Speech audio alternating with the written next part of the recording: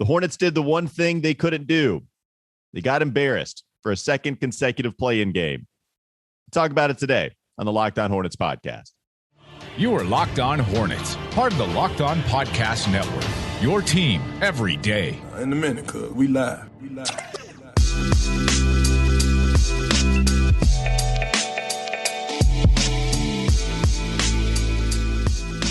It's Locked On Hornets. We're part of the Locked On Podcast Network, your team every day. Today's episode is brought to you by BetOnline. BetOnline has you covered this season with more props, odds, and lines than ever before. I'm laughing at you, Doug. Yeah, the face, just, I'm sure is what everybody is feeling right now. It's brutal. Just trying to do my best to emote, channel the frustration that I have, but certainly that the fan base has with the Charlotte Hornets getting obliterated for a second straight play-in tournament, this time to their I-85 rivals, the Atlanta Hawks. How could they let this happen again? How? That's the question. Thanks for following us on Twitter as well. Walker Mail, Doug Branson, LOH. How? Show handle on Twitter is Locked On Hornets. How? Look, Doug. The Charlotte Hornets. It happened again. Like, nobody expected this to happen again. We had Brad rolling on. You know, we talked about how this was going to be a fun game. I went on with fellow Tegna friend Nick Carboni on WCNC yesterday. He asked me, what is the thing you trust most about the Charlotte Hornets? You know what I said? I said, I trust that the Charlotte Hornets are going to score. Offense is not going to be a problem in this game. Hornets score too much. Top 10 offense, barely worse than the Atlanta Hawks. And if it's not really working for them in the half court, at least they'll get out and run and provide some opportunities in transition. Scoring won't be a problem. It's all going to be about stopping the Atlanta Hawks from scoring. Doesn't matter. Second half, they just get destroyed. In the third quarter specifically, I mean, there's so many different things to dissect, to talk about. The offseason starts today, so it's going to be brutal. I'm going to be over there for exit interviews, and the morale is going to be at an all-time low. Like, let's start here, Doug. Let me ask you this question. I was asked this yesterday. If this loss for the Charlotte Hornets was worse than last year's loss to the Indiana Pacers, and I said 100% yes. 1,000%. 1,000,000%. A million. I win a million. 1,000,000,000%. Infinity beats you. That's how much. Like, there's no doubt, because no one expected this to happen. I'm not saying everybody expected it to happen last year to the Hornets, but this year you had some baked in expectations. LaMelo Ball's in his second year. Miles is in MIP contention. People are improving. You win 43 games. Even with the Atlanta Hawks having done this before, getting to the Eastern Conference Finals, it wasn't supposed to happen. And yet it did. And then eventually you see the final score. The final score is worse. It's worse. Somehow. How? I just That's said my how. question. That's my question. I don't know. No, listen, Walker, they put the last year's embarrassment to the Indiana Pacers, they put that on their practice facility wall. How do you live we with made that? a big deal about that. It was what they were focused on, and yet we find ourselves 103. They scored 103 points. Someone posted the picture of that banner, and I said I'm jealous of that 117 points. To be honest, I think they could have used some of that offense. Mark Jackson, who was doing the call on this game, said that offense wasn't the problem for the Charlotte Hornets, and I think that was totally wrong. It absolutely was the problem. Mark the fact Jackson? that they scored wrong. Well, yeah, and this, by the way, this is the guy that I've seen a lot of our YouTube comments calling for to be the next, possible next head coach of the Charlotte Hornets. Like, get out of here with that, dude. Golden State. I mean, the underlying stories around Mark Jackson, like where he would just say, you don't have to practice today, and then like try. Yeah, it just like there's a reason. Look, sometimes teams make bad decisions. Whatever. We're not going to talk about Mark. Yeah, Jackson. we can't. We see no. The answer is no. This kind of show.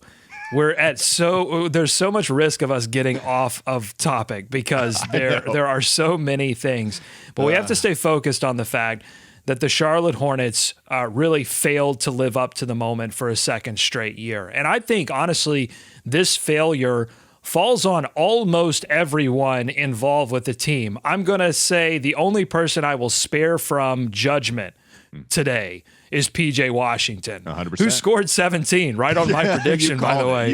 You didn't nail it. You got it so wrong, and yet you got it so right. And that's my brand. That's my brand on this show. I get it really so wrong while getting it so right. He scores 17 points. He was energetic on the defensive end. He was knocking down shots on the offensive end. 7 of 10 from the field. He had 3 threes, 17 points, 6 rebounds, 2 assists, 1 steal, 2 blocks. For some reason, PJ Washington was the only one showing up ready to hit three-point shots. He wanted it, Doug. Like, he was the only one that was pounding his chest. I'm here. Like, no one else was doing that. And that's the problem. Look, LaMelo was active and didn't have a shot falling, right? Like, LaMelo had a nice steal where he comes in and does the pickpocket thing. Bad decisions with the basketball. So we got to, well, let's start there. Got to start with LaMelo because he's the future / current leader of the team. Listen, 26 points, 8 assists, 5 rebounds. We'll look at that game someday and be like, well, that doesn't seem like a very bad game. But 5 personal fouls. He was doing the thing that he has been doing all season that had really kind of figured itself out by the end of the year. But it's the weird floater that is contested after like a 1 or 2 pass possession, and then missing that floater badly, and then frustrating foul right after that. Take foul, essentially, where you don't need a take foul. The announcers were all over it. You couple that with a few turnovers. You couple that with the decision at the end of a quarter not to hold the basketball. These are simple things that this offseason, LaMelo absolutely has to get figured out, because here's the bottom line. I'm a huge fan of LaMelo Ball. I think he's got superstar potential, but he got absolutely outplayed by the Atlanta Hawks. Not necessarily by Trae Young, because Trae Young didn't have a great game, but he had a good enough game. He rebounded a little bit in the second half, but this wasn't about Trae Young versus LaMelo Ball. This was about LaMelo Ball versus the Atlanta Hawks, and the Atlanta Hawks won that battle. Yeah, and I think the other guys too, as you mentioned, right? It's not just LaMelo. And I know it was not just LaMelo. You're not absolutely saying that. not. No, and I know you're not. There will be that. people who comment on YouTube that say that we said it was all about LaMelo. Right. It was not, but LaMelo is the future of the leader of this team. And fairly or unfairly, he gets the spotlight. And when you get the spotlight, I guarantee you there will be people clowning him, or already clowning him on social media, on national media, and saying, hey, Anthony Edwards showed up. Where was LaMelo Ball? Mm-hmm. And LaMelo, just not a good game, just wasn't hitting his shots. And it was a brutal night for him. 7 of 25 from the field, 4 of 14 from deep. Did get to the free throw line 10 times and knocked down 8 of them. But by that time, it was too little, too late. And you're right. Like, the guys that had any redeeming qualities about them in this one, it was PJ Washington, of course. I thought Jalen McDaniels did everything he could defensively. Like, it's not like we're going to have to rely on Jalen to score 20. If you're relying on Jalen to score, you're losing. Yeah. Right. Jalen did exactly what he was supposed to do. Montrez gave you the same defensive problems he's always going to give you, but at least he provided energy in the first. He hit his free throws early. He was getting rebounds. He was bailing you out in half court. Like, but other than that, when they went to IT, when they brought out Isaiah Thomas, I knew the game was in a real bad shape. I didn't think the game was over, but I thought the game was in real bad shape. You mean him missing a shot, getting an offensive rebound, and then missing a layup didn't give you any confidence? You didn't get any confidence in all of that? Well, hey, listen, surprising. I mean, in fairness to IT, he was the only Hornet that finished the game with a not negative plus minus. He finished right at 0. I mean, it wasn't. I'm not clowning IT. Yeah. I'm clowning the fact that the Hornets should have never had to go to IT, but it was clear they were trying to use him the way they've been using him all season, which is to provide an offensive punch when the offense was stinky. But look, Rozier. Let's talk about the other players that didn't show up for this game. Terry Rozier missing open shots and taking some weird shots too. Miles Bridges, second straight playing game for him doing that. Second straight playing game. I know, 0 of 4. Miles Bridges, 0 of 4 from 3. And honestly, Walker, like, to me, he disappeared until he literally disappeared because he got ejected from the game. But he literally, and we need to dive into that, by the way. Maybe that's second segment fodder, because that's sort of a B story to this overall loss. But like, he disappeared in this game, and this is the player that. They have to decide whether or not to give a big contract, maybe even a max contract to. And he's a minus 30 in this game. Finish was 12 points, 4 assists, 4 rebounds. Was just, to me, a non-factor. Yeah, look, I've been all over the place here. These shows are tough to organize, but at the end of the day, here's where my big frustration comes in, Doug. Yesterday, the game plan was to get the basketball at Trae Young's hands. That was always going to be the game plan, but it's because it's exactly what they did in this most recent matchup where he only scored 9 points, right? So they had Mason Plumlee out there. He only played 11 minutes. They were all somewhere they felt early. They were doubling him. They were blitzing him. They were trying to get the ball out of his hands. And then there were wide open shooters. Here's my point real quickly. That's a fine enough game plan. James Borrego, look, I didn't love that game plan to continue. Like, something has to be fixed. The lack of urgency is on the players and the coach. It's a mix. But here's my problem. Kelly Oubre defensively, rotate, close out. Miles Bridges, awful closeout initially. Like, that's my problem. It's defensively with some of these guys just not closing out on the perimeter and not rotating because you know what the game plan is going to be. Put 110% effort. Like, I'm not saying they're not playing hard, but there's certainly not attention to detail on the defensive end to rotate in a timely manner and then provide a nice enough closeout to contest and be ready for a potential drive. Transition defense, Walker, was absolutely putrid. The announcers called it out.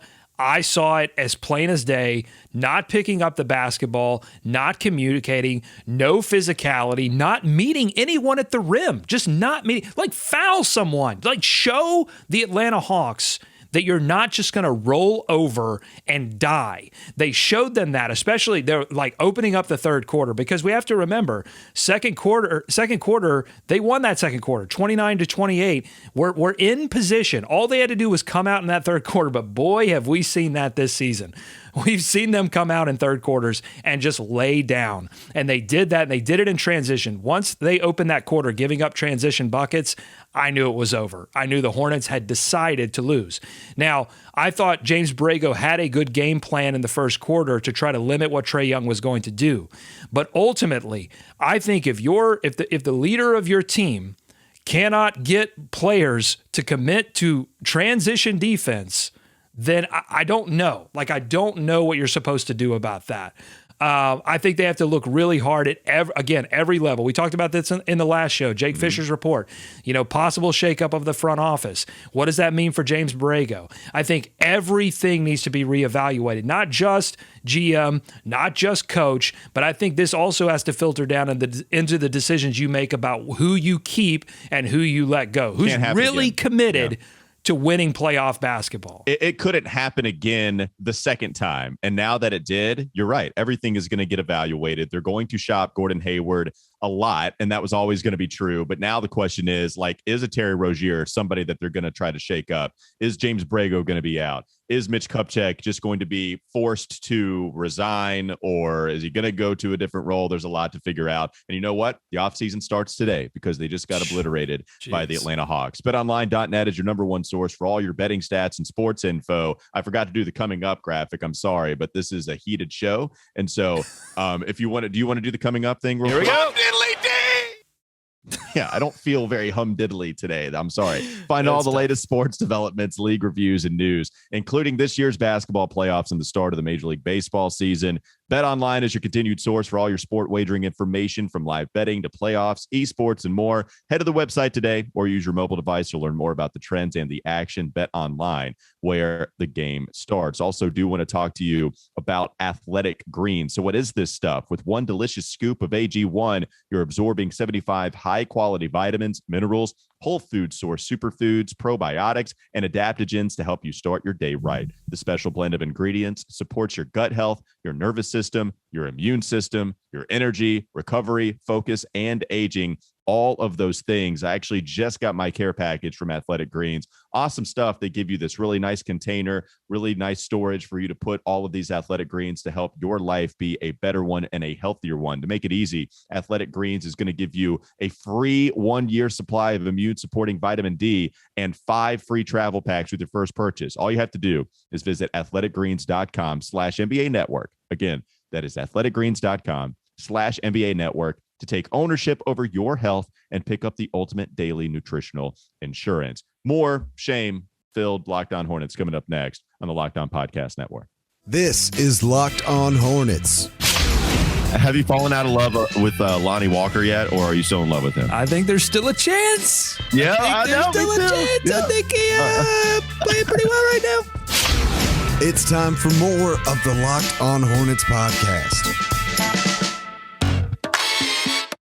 First things first, the Hornets need to go out, get Lonnie Walker, and this won't happen next year. They will get a top 6 seed. Anyone that can play defense, if they can play it on the perimeter, if they can play it interior, if they can play it on a house, if they can play it against a mouse, I don't care. I just need someone that is committed to playing defense next season. It's funny you mentioned that, though, because all of the talk was all about the fact that the Hornets don't have a center. And yes, it is 100% true. Nobody is wrong about that fact. I think that is a reason why they couldn't, protect the rim all this year. But even in this game plan, nobody had an answer for Clint Capella. Like, he had a good game, and it was something I'm scared of.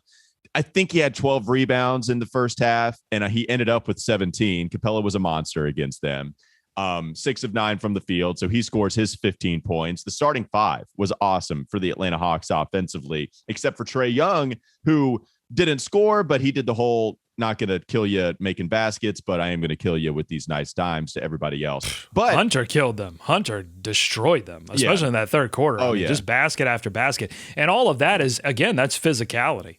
He was just it was a driving layup, and then he hit Capella hit the turnaround hook shot that put him up, and then another driving layup by Hunter, assisted by Capella. They were just going Capella to Hunter. They just knew that. This is what, and so many teams have done this to the Hornets this season, especially good teams.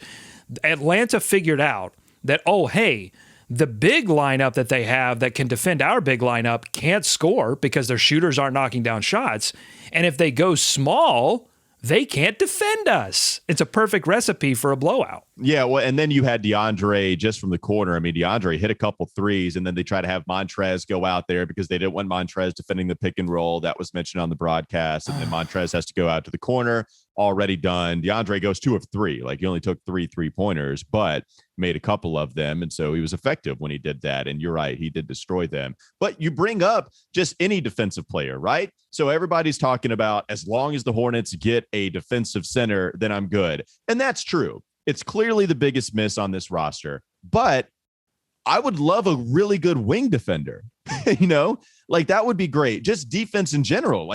You're absolutely right when you lead in with that topic. Yes, defensive center, no doubt. That has to be the number one priority. I totally understand that. I do think also very important to just get guys that are good defensively. I wanted a Josh Hart this year. Or this past offseason, just somebody like that where, Josh Hart, big deal. He's not going to come in and fill it up like Kelly Oubre can every once in a while. Yeah, but Josh Hart defends, okay? Let's get somebody out there on the perimeter that can go and guard the other person's best player, the other team's best player, and, at least limit somehow. And I think that's just as important as you kind of let in with. Yeah, you want to talk about Miles Bridges? This situation? No, I don't. We have to. That's what they pay us the big bucks to do. Miles Bridges picks up a technical on a block. He attempted a block. They called it goaltending. I think it was goaltending, right? Yeah. It was clear goaltend, and he was upset about it. And he charged at the referee. And luckily... tech, just as soon as immediate tech, and then kept talking, got the second tech, got thrown out. As he's leaving the arena. See, this was a problem. Montrezl Harrell led him out, but didn't lead him all the way out. Look, if you're going to be a wingman, if you're going to take the keys, you can't leave the keys sitting on a table and let the person come back and grab the keys. You got to take them all the way to the locker room. But on his way out, Miles Bridges, there was someone chirping at him and doing this kind of bye-bye sort of thing. And he Miles Bridges rips his mouthpiece out, hurls it towards that person, misses, and hits a 16-year-old young woman in the head.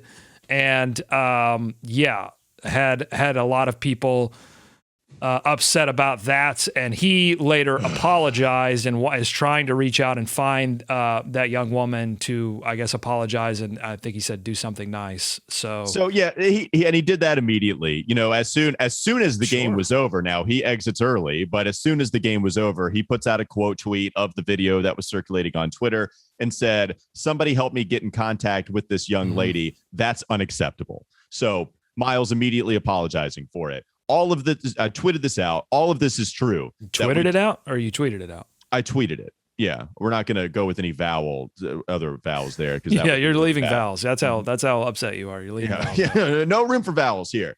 But he tweeted it out yesterday, and I tweeted this one out, where all of this is important, that Miles Bridges threw something into the stands. That's not okay. We also don't know what the fan said. He also didn't mean to throw his mouthpiece at the young lady. It also doesn't make it okay. Here's my problem with this, is that everybody is so quick to come at Miles Bridges and say, well, that's just unacceptable. He shouldn't do that. And we don't know what the fan said. And Doug, there are so many moments in history where, especially, look, I am going to talk about this, where there are racial undertones to this type of discussion. When we have these white fans, look, mostly to me, like, if you got something else in your brain, then that's fine. But like, mostly to me, when we see all of this heckling, it usually comes from white fans that are really close to the court, that pay a lot of money, that feel entitled to do whatever they want to because they spent money on this product, and that gives them free reign to heckle, to say some foul stuff. I don't know what this fan said to Miles Bridges, but this is a black league, okay? And so when you have a lot of black players that get heated in the battle, in competition, like anybody would, then they lose their cool. Miles Bridges lost his cool in an embarrassing loss, the second one in a row.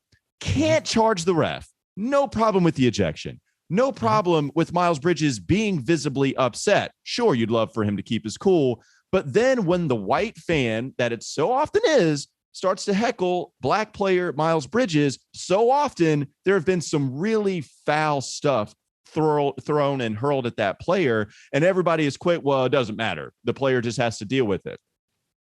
So easy. It's so easy for people to say that. Maybe the fan was just heckling him. Maybe the fan was just waving goodbye. We'll see you later. Miles has to keep his cool.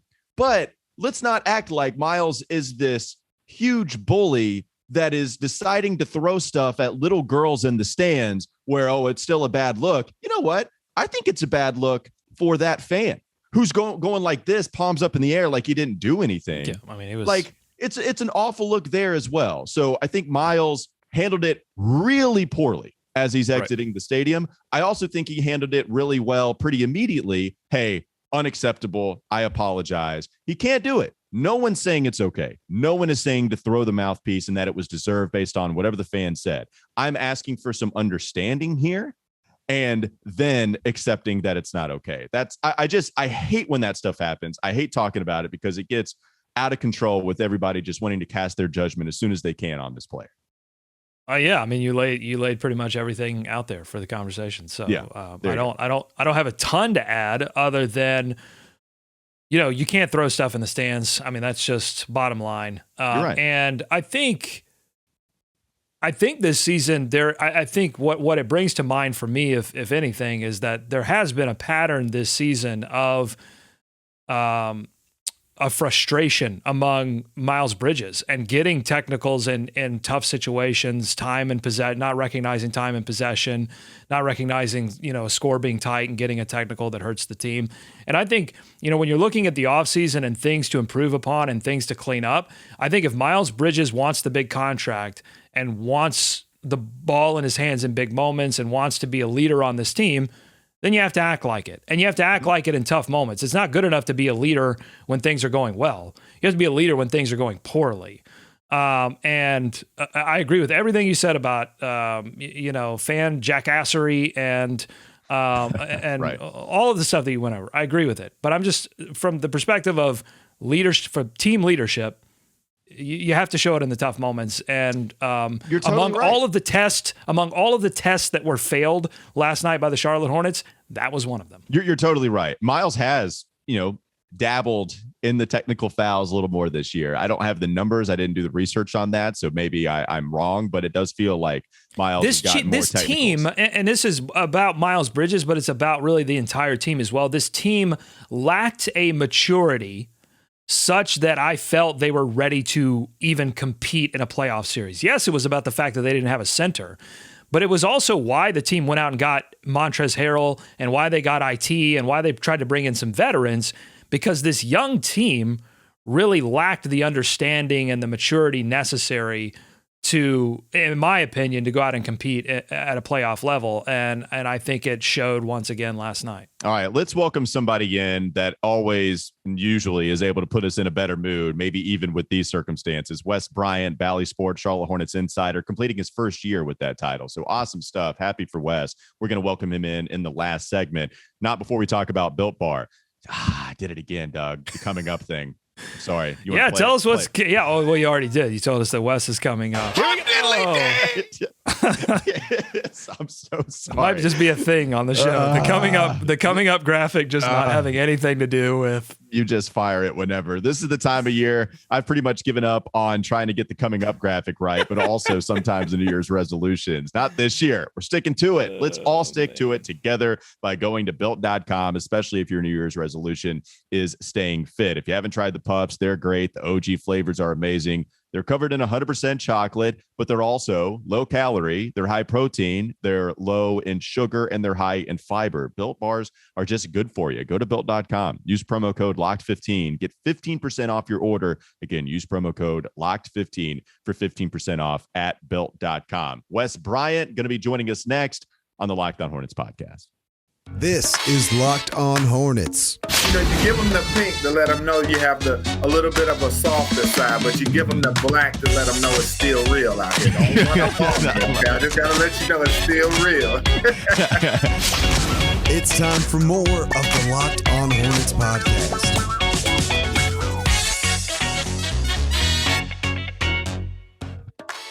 One of the best quotes of the year. Don't run up on me. We still real out here. It's Wes Bryant joining us on the Locked On Hornets podcast. Charlotte Hornets, Bally, Charlotte Hornets Sports Insider.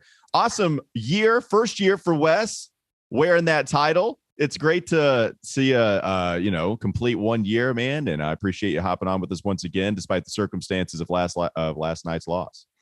Yeah, man, no doubt. It was a tough way to end the season last night, man. I had my hopes up. I was nervous all week after the final game and on Sunday, man. And it was just a very disheartening way to go out for the season. I was hoping we could get the win in ATL, familiar territory, and then head up to Cleveland and get another one and then take on the Miami Heat. But it just didn't work out that way. I felt good. Doug felt good. Like we felt good at least about the chances. You knew Atlanta was going to be a problem. Competing. I felt like they would go in and compete. Yeah, I felt good about the chances, right? Like, look, everybody on the ESPN broadcast picked Atlanta. I think Doug and we went with Atlanta barely, but we had also talked about Charlotte's offense being good enough to keep them in it. Defensively, it's not like Atlanta was good. They were good last night. Charlotte helped them a lot. And offensively, Charlotte was really poor. Man, just what were some of your takeaways from watching last night and how the Charlotte Hornets got embarrassed for a second straight year? Just no other way to put it. Well, I felt like it was just a lot of the things that plagued us last night. I mean, and I harken back to a lot of things that JB just talked about all year in his press conferences, where he just really harped on defense and effort and sense of urgency. And that was the thing last night. I forgot who talked about it, but they were saying during the broadcast, I think it was Van Gundy, who said, after what happened last year in the playoffs or in the play-in, you would have expected the Hornets to come out with this ultra intensity and defensive effort and just really just coming out with a spark and a attitude of this is not going to happen to us again. Like, even if we lose, we're going to lose. It's going to come down to the wire. You're going to have to beat us. It's not going to be easy. And, they hung in easy. The offense, they hung in early. Offense wasn't going, but just allowing Atlanta too many open looks. I think Atlanta kind of had a nice counter for them, trapping Trae and trying to blitz him, and they were finding guys and open shooters were knocking down shots.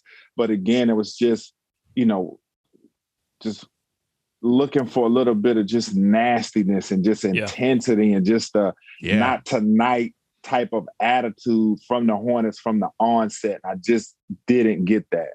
Did you have a moment, Wes, where you were watching and you said, like you said they kind of got out of the gate and they struggled a little bit, but yet at halftime, they ended the half pretty well, and it seemed like maybe they were going to get back into it. But was there a moment in last night's game where you turned to a friend or texted a friend and said, this is not good?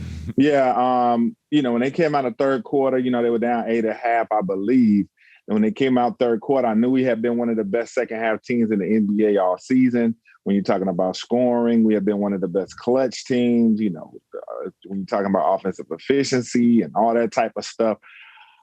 But, I was sitting there with my girl watching the game, and I said, look, man, if it gets to 20, it's a wrap.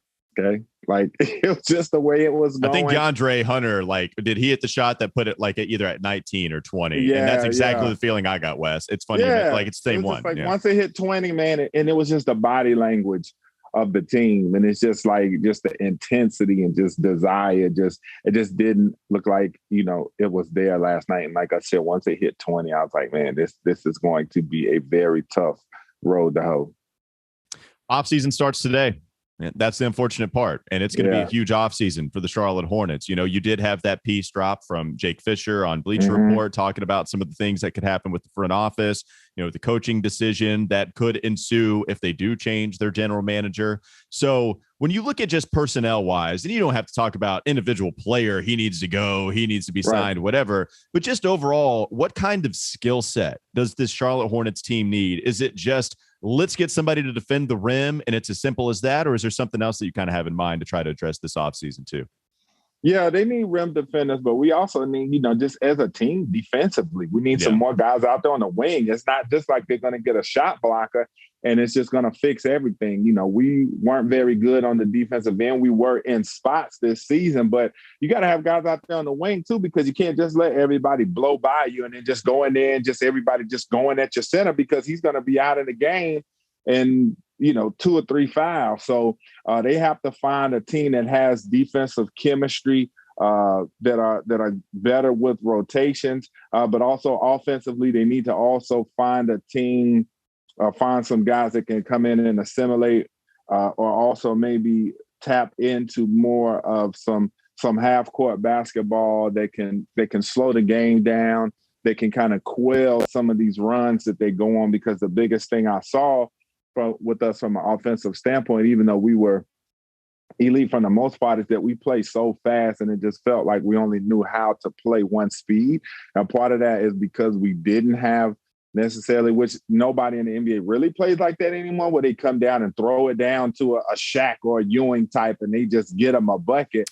But just being able to play in a half court set and be able to get buckets to slow the game down, because it's like, we talked about it all year. We just come down and we play fast. And even when teams go on runs and we get cold, we still are playing fast. And that comes down and shoot a shot in 8 seconds, miss. And the other team is on fire, especially when you're not the greatest defensive team.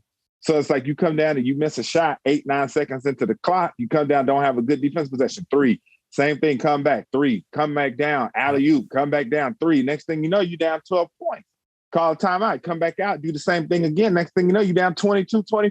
Ball game. And so, there was no doubt they were pressing, and as you were saying, whether it's a big man or whoever, they didn't have that release valve this season for their offense. It was supposed to be Gordon Hayward. Yeah. But because of Gordon Hayward's injury, they were sort of relying solely on Gordon to be that playoff release valve that you absolutely have to survive these type of games. And he was unavailable. And I think they have some things to figure out there in the offseason as well. We'll have you on in the offseason to talk about all of that kind of stuff. But really, I would like to know, what you will remember from this season on the court. What are the kinds of things that you'll remember from the players, if it's a moment, if it's a development, what will you remember from this season? Man, just for one, I'll start with just how crazy it was to me to start out, because I guess you guys probably didn't know, man, but I was doing podcasts like back before podcasts was a thing. Like I was doing podcasts like, man, at this point, maybe 7, 8, 9 years ago, maybe even before that. I started doing it with a buddy of mine. Then it was just me. So I used to do a podcast and stuff like that, man. And I used to, I used to make up commercials and stuff so I could give myself a break. Like I used to do a 3-hour podcast like Dolo on Blog Talk Radio, and stuff like that. So I think that's one insane, of the first by the way. I didn't mean to interrupt, but like, that's insane. I just want people to realize that. Like 3 hours solo. I did mean to interrupt, but it's because I want people to understand. Man. Solo, man. I would just write my little notes, you know what I'm saying? And I would just sit down and just come up with my stuff and just go through my little topics, man. So anyway, I say all that to say, just the first game, sitting on the court, watching guys warm up and just being like, man, I can't believe how far I have come from, just the hunger and the passion that I've had for so long for this to be sitting. It sounds like you need to court. give the team a pep talk. It sounds like you needed to be in the locker room at halftime saying, yeah, man. I mean, it was wild, man. Just the dudes I paid in this business, man. And when we were doing that podcast at first, my boy lived in Apex. I would travel to Apex one weekend to do it. He would come down to the city and we would do it, man. So just the dudes I paid just sitting on that court and just being like, man. So that, then just every game seeing somebody that I knew, whether it be from high school, somebody that I might have went on a date with, somebody that look at me now. I made it. Just somebody. And then I would be remiss, my mom and my son seeing me the first game. My son getting to watch me coming on the set, seeing people ask for pictures, stuff like that. And then just on the court, man, just all the memories I have from being a kid, going to Hornets games and stuff, and just seeing every game, every night, every team, every player. When I was a fan, I would go to maybe 2 games a year tops. I would pinpoint games. And then, of course, maybe then, the money I was making, I was like, well, I can't afford to go to, this game or that game because it might be expensive. And then getting to see everybody, seeing Giannis and Kyrie and just seeing everybody. But then just on the court, just how exciting the Hornets were this year, man. Just, LaMelo's off the under the legs, alley-oops, and, Oubre going for the 9 threes in the quarter, if I'm not mistaken. Remember that? I'm saying? Oubre just going ham. Miles, with windmills, the New York game when they did the back-to-back windmills with Obi Toppin. The Memphis dunk where he reached back. Yeah. So there were a lot of exciting moments, man. And then just, just even little stuff, production meetings, sitting there, hanging out with Dale Curry and Eric and Ashley and everybody and just hanging out. And then, what's crazy too is that my mom told me, she said, I took my mom we went to see the Pelicans game. It was on Mother's Day, matter of fact, 2 years ago. And I walked past the set with Ashley and Jara, and I looked at it and I told my mom, I said, I should be doing that job. Oh, called your shot, he said. I did. And my mom told me that. She said, you remember? Yeah, she said, you remember when we walked past the set and you said, I should be doing that job?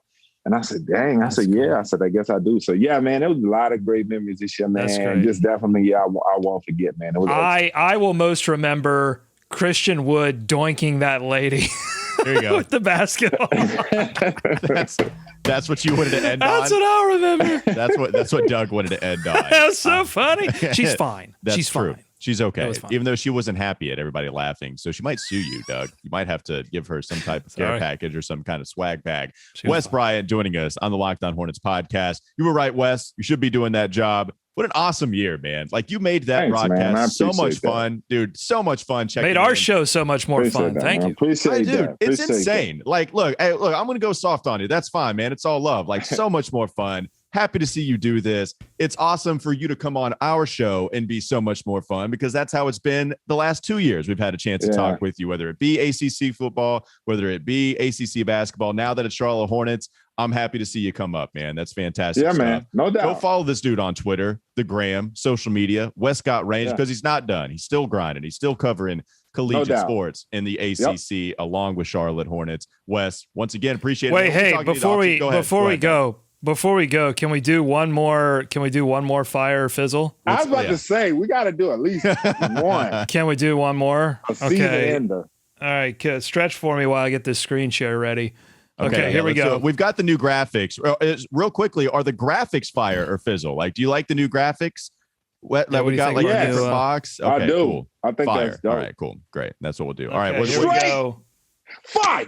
Oh, yeah. All right, here we go. The final fire or fizzle for the year, and it is, if I can get it to fire. Drum roll. Long drum roll. There you go. It's Wesley Bryant. Ooh. Look at that. Okay. Wait. Hold up. Enhance. Wes, did you go to you went to Florida? Or what is no. Well, I don't now you're the leader in 5G. Get out of here, Ad. Did you transfer? So you went to Florida and then transferred away? Yeah, I mean, not to, go too hard. If you read the bio, I was a high school All-American. So, you good? Talk to us. Yeah, I was a high school All-American coming out of high school. So, I had a fair amount I got recruited by a lot of schools. I still have all my mail, all that good stuff. So, yeah, I did go to Florida out of high school. I played with two other guys. It was three of us who were all highly recruited, but I ended up going to Florida. I was with Spurrier's last team. Okay. There before he went to the Redskins. So yeah, man. But Steve Spurrier came to my high school, shades, leather jacket, all that stuff. He had a mustard stain on his polo. You know what I'm saying? He asked if anybody would recognize him with his shades on at the thing. But with all that said, let me see what all that said. And I got a special letter right here. It says, let's see it. Special letter. Okay, let's see it. It says, Dear Doug, Dear Walker, a picture of Wes Bryant. Yeah. Okay. And stay fire! That's how we end it. Stadium's ablaze. The Nets ablaze. The ball. His fingers. Yeah. I'm speechless. I had to give y'all the special. I had to bring out some props in. Yeah, I did the phone call, did the letter. You know what I'm saying? So I had to give y'all a little bit of that too, man. That is man. But yeah. If you can turn this show around after what just took place last night, then the sky is the limit. Wes Bryant, straight fire, ending the regular season, ending, unfortunately, the postseason here on the Locked On Podcast Network. Wes, we'll be talking to you again, man. Thanks again. All right, man. Thank y'all, fellas, man. Appreciate you. We'll be up soon. As always. All right. Appreciate you guys for listening to us here on the Locked On Hornets podcast. Follow us on Twitter, Walker Mail, Doug Branson, LOH, Locked On Hornets, and of course, Wes Got Range. Make your second listen, Locked On NBA, Locked On Experts covering the biggest stories around the NBA every Monday through Friday in less than 30 minutes. It's free and it's available wherever you get your podcast. We'll do a roundtable tomorrow. I believe David Walker going to be joining us. I don't know if you call it a fun Friday, but we'll try our best to talk about the Hornets season. And it's going to be exit interviews taking place today and tomorrow. So we'll have a little of that for you as well. That's coming up. Have a great rest of your day. We'll be back with you on Friday.